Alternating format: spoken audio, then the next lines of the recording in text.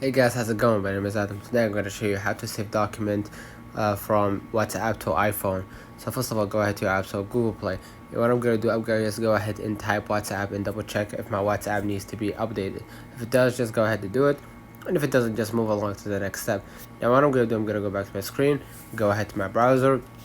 If you want to save your document from WhatsApp, just the first step, open WhatsApp and click on the chat header that has shared the file, and after opening the chat box, scroll to the shared document, and then now you can easily click on the download icon and you will have files saved on your device. Alternatively, you can just click on the context menu. So I'm gonna go back to my screen, go ahead to my WhatsApp, and what I'm gonna do, I'm gonna just go ahead and let's say for example I want to go ahead to this chat, right? And as you can see, there is a file forwarded to me.